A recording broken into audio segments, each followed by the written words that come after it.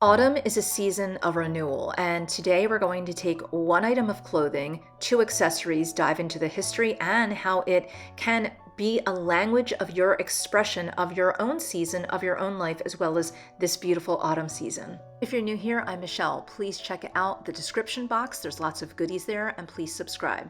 On this channel, it's all about health, wealth, and harmony. Autumn leaves and wilting roses bring us tinges of beige. Beige is dependable and flexible and calm and relaxing. It's cozy. Now, certain sorts of information can be communicated without speaking. Other people, regardless of hearing voice, know our message, and messages speak loudly when we use color. Like sound, it can raise or lower our mood, even our blood pressure. In fall, there's something called abscission. This is the falling of the leaves, and they nourish the ground so that the tree can retain energy and nourish itself during the winter. So falling leaves are actually a sign of strength. In this video, we're going to be looking at history and present-day fashion to look at three different elements that can help bring you strength, bring in the harmony of the world around you, and also bring you a sense of greater well-being while up-leveling your look very economically. There's wealth within you. It's not about externals or comparing yourself. It's something that we can bring up within us, like leaves bring nourishment to trees. Pinstripes were originally used in identifying employees by bank managers. They crept their way into the mainstream fashion in America by men, but yet in the 20th century, they started to ooze into the female fashion because females take that empowerment. And if we hearken back to history and the inception of the pinstripes in the banking industry, we see that women and men adopted pinstripes in fashion as a way to express empowerment and give an edge.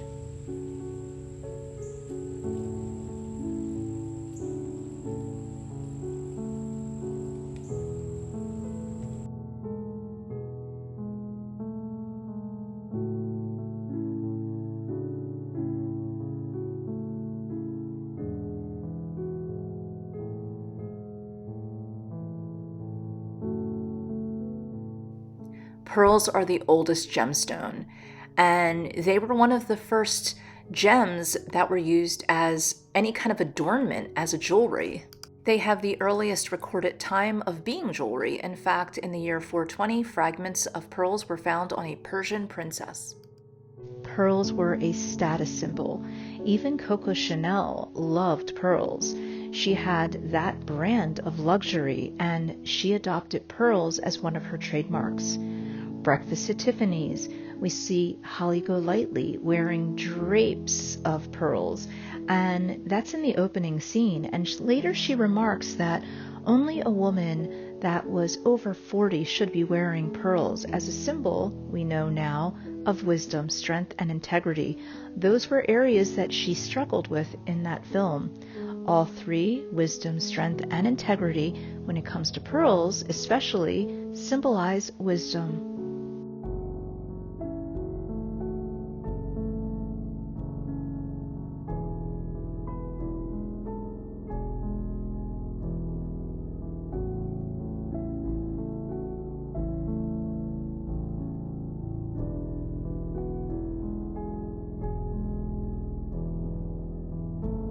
So mules are a slipper shoe that was actually made and worn by men who were politicians.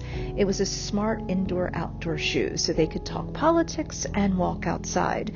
But just like pinstripes, women adopted that style, and it is an intellectual yet fun shoe.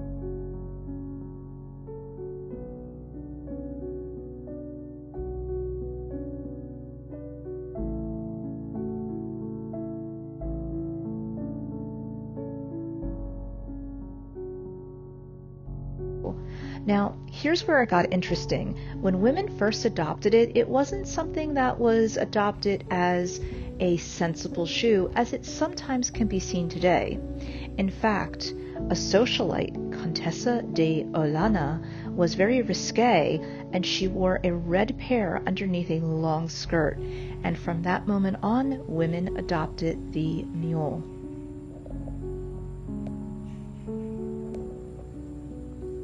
This is a controversial painting. At the time, the problem, the conflict, was her gaze. She was very confident, and as you can see, not only is she wearing mules, but she's wearing pearls.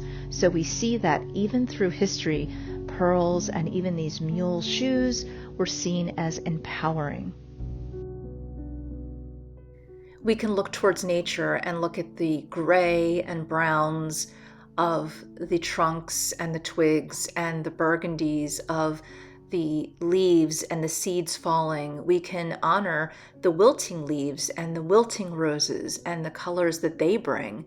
We can look and notice the vibrant colors, the reds and oranges and greens and yellows intertwined in this autumn beauty. This palette becomes the inspiration, the language of our own expression. And we can blend together not only the combination and the palette of nature, but we can bring with it the history of empowerment, of beauty and transition that clothes have expressed for us as women. We can bring this all together for a beautiful ensemble, and we can make this ensemble work independently, or we can bring it all together. Whether these are colors that we're bringing together because they're heirlooms, like the pearls that I showed you, that were my late mother's, or some new items that are a little bit more fun, like the Birdie's mules that I showed you, or, for instance, the Everlane cotton pinstripe shirt. All of these types of clothing and accessories are a language, and they are the language of ourselves, our transitions, and also the palette of the seasons of our lives. Not only the actual seasons like fall, autumn, but the seasons of our lives as we age, as we grow wisdom. I want to read you a couple of lines only from a sonnet. It is called From Sunset to Starrise by Christina Rossetti, and she was born in 1830. And, this was a time period where women did not have a lot of freedoms and could not express themselves. She's comparing autumn and her own healing by creating boundaries away from toxic people. Go from me, summer friends, and tarry not. I am no summer friend, but wintry cold. A silly sheep benighted from the fold. A sluggard with a thorn-choked garden plot. Take counsel, sever from my lot your lot. Dwell in your pleasant places, hoard your gold, lest you with me should shiver in the world, athirst and hungering on a barren spot. I'd like you to take some moments now and think about that poem, that sonnet excerpt, and also some of the clothing accessories that I brought up today, the history and the colors of autumn, and just the symbolism of the abscission of leaves being rejuvenating. How can you bring that into your clothing as a language of what you are processing through emotionally in this season of your life? So I would love to hear from you. I have my email up on the screen.